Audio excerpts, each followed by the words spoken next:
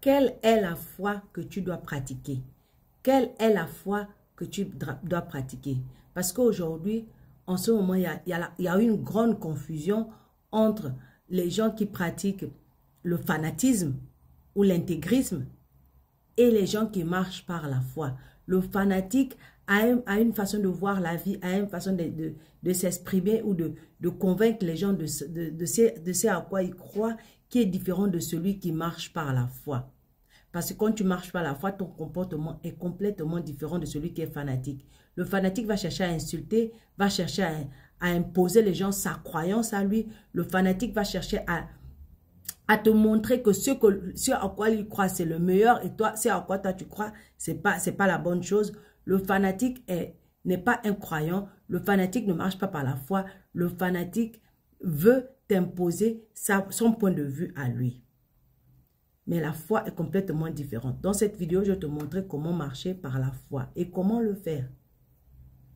Si jusqu'à présent, tu n'es pas encore abonné, s'il te plaît, abonne-toi pour qu'on puisse grandir et se fortifier ensemble. Alors, quel genre de foi dois-tu pratiquer? On doit avoir une foi qui aime. Pourquoi?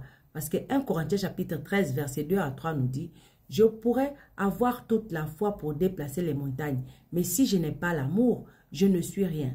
Je pourrais distribuer tous mes biens et même livrer mon corps pour être brûlé. Mais si je n'ai pas l'amour, cela ne me sert de rien. » Donc le fanatisme dénué d'amour, donc le fanatisme qui n'a pas d'amour ne sert à rien. Ce qui importe, c'est la foi qui agit par l'amour, comme Galates chapitre 5, verset 6 nous le dit.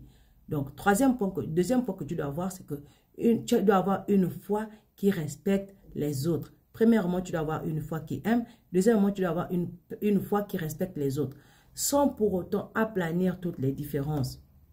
La Bible encourage le croyant de se montrer aimable envers tout le monde, capable d'enseigner et de supporter les contrariétés.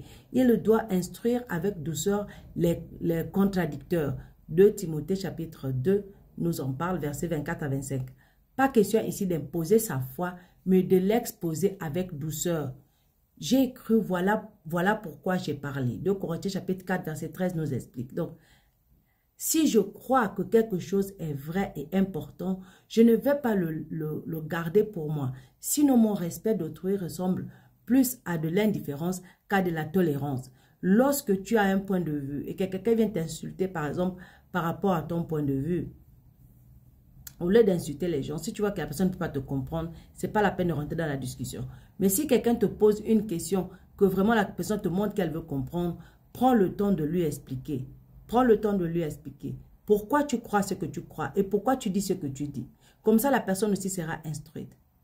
Et c'est ça la foi.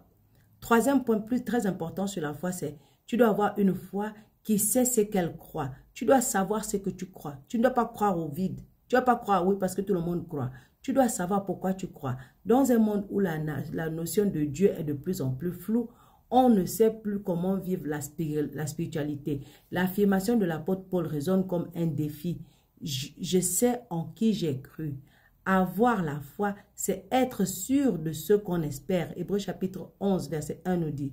Donc, c'est s'appuyer sur les déclarations de Dieu, croire ce qu'il dit. Romains chapitre 10, verset 17 nous dit, la foi naît du message que l'on entend. Et ce message, c'est celui qui s'appuie sur la parole de Christ. La foi vient de ce qu'on entend et ce qu'on entend vient de la parole de Christ. Donc, en effet, Jean chapitre 1, verset 18 nous dit, personne n'a jamais vu Dieu, mais le Fils unique, Jésus-Christ, qui est Dieu et demeure auprès du Père, l'a fait connaître. Donc, il a lui-même affirmé, Jésus, je suis né et je suis venu dans le monde pour parler de la vérité. Il l'a dit dans Jean chapitre 18, verset 37. Donc, frères et sœurs, cette vidéo, c'est pour te montrer comment marcher dans la foi et comment mettre en pratique ta foi et comment la garder. Si tu es béni, aime, commente et partage pour bénir d'autres. Shalom.